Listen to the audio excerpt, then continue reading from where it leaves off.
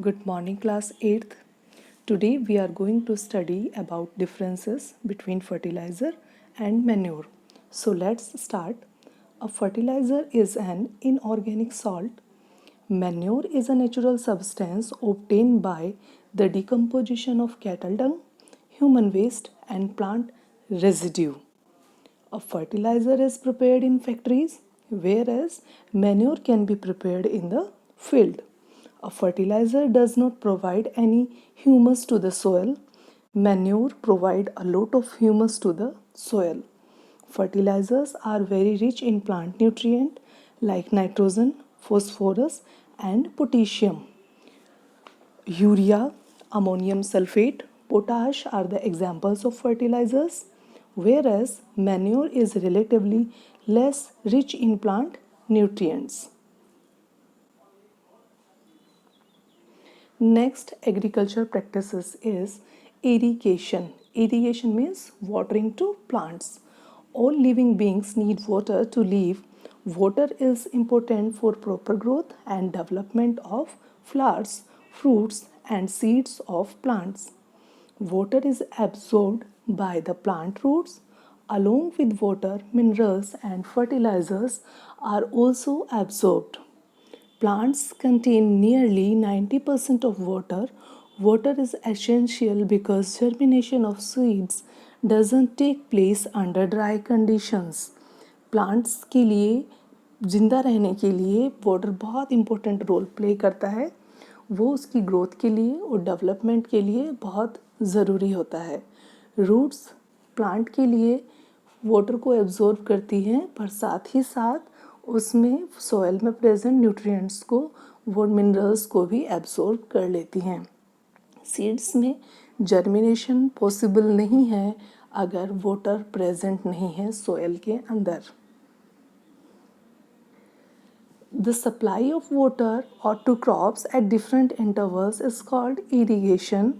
The time and frequency of irrigation varies from crop to crop, soil to soil and season to season. Supply of water to crops is known as irrigation, but it depends on the season and crop both.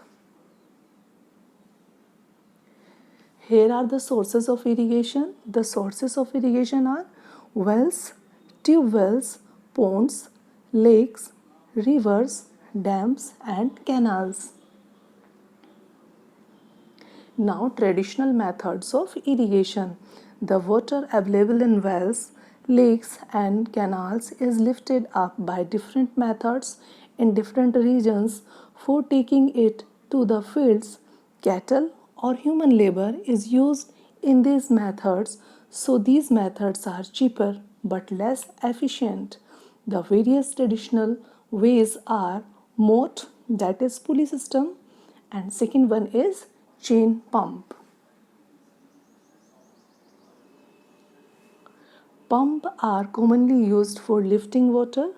Diesel, biogas, electricity and solar energy is used to run these pumps. Pump एक common equipment होता है जो water को lift करने में, water को ऊपर lift करने में काम आता है, जिसको चलाने के लिए डीजल, बायोगैस और इलेक्ट्रिसिटी, यहाँ तक कि सोलर एनर्जी का भी यूज़ किया जाता है. Modern method of irrigation, first one is sprinkler system. This system is more useful on the uneven land where sufficient water is not available. Sprinkler system उस लैंड पर ज़्यादा इफ़ेक्टिव होता है जहाँ पर वाटर सरफेस अनइवन हो और sufficient water available नहीं हो क्रॉप्स के लिए. The perpendicular pipes having rotating nozzle on top are joined to the main pipeline at the regular interval when water is allowed to flow through the main pipe under pressure with the help of a pump. Pipes का एक network पूरे field में बिछा दिया जाता है जो एक रोटेटिंग नोजल से अटैच होते हैं. जैसे ही प्रेशर से पानी पाइप में आता है तो वो रोटेटिंग नोजल के थ्रू पूरे फील्ड में वाटर की सप्लाई पहुंचा देता है. Next is drip irrigation. In this system, the water falls drop by drop just at the position of the root, so it is called drip system. It is the best technique for watering fruit plants, gardens and trees. Drip system में water को drop by drop plant की root तक पहुंचाया जाता है, but ये बहुत अच्छी टेक्निक है, लेकिन इस टेक्निक का यूज़ हम कुछ ही प्लांट्स को वाटर सप्लाई के लिए कर सकते हैं. The system provides water to plant drop by drop. Water is not wasted at all.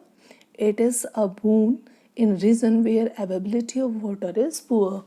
पानी बूंद बूंद करके प्लांट की रूट तक सप्लाई होता है, जिससे पानी की एक भी बूंद वेस्ट नहीं होती है. यह उन एरियाज़ के लिए, उन रीजन्स के लिए बहुत अच्छा होता है जहाँ पर वाटर की सप्लाई कम है. Next, protection from weeds. Weed and weedings.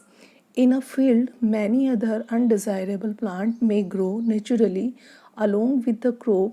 These undesirable plants are called weeds. जैसे ही crop grow करती है, उसके साथ कुछ undesirable, जिन्हें बोया भी नहीं गया होता है, वो seeds grow हो जाते हैं जो crop की production को affect कर सकते हैं. तो उनको remove करना बहुत ज़रूरी हो जाता है, और इन अनडिज़ायरेबल प्लांट्स को वीड्स कहते हैं.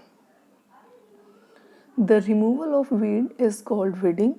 इन जिस प्रोसेस के थ्रू हम इन वीड्स को रिमूव करते हैं उसे वीडिंग कहते हैं. Weeding is necessary since weeds compete with the crop plant for water, nutrients, space and light. Thus they affect the growth of crop.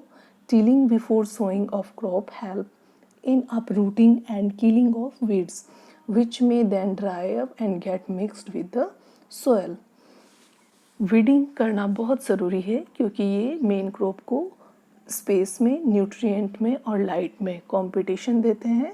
Main crop का प्रोडक्शन अफेक्ट होता है इससे, इसीलिए बहुत ज़रूरी हो जाता है कि वीड्स को रिमूव कर दिया जाए, या फिर सोइंग करने से पहले, क्रॉप के सोइंग पीरियड से पहले उसमें टीलिंग के थ्रू हम इन वीड्स को रिमूव कर सकते हैं. Weeds are also controlled by certain chemicals called weedicides. Weeds को कंट्रोल करने के लिए कुछ केमिकल सब्सटेंस अवेलेबल हैं जिन्हें वीडिसाइड्स कहते हैं.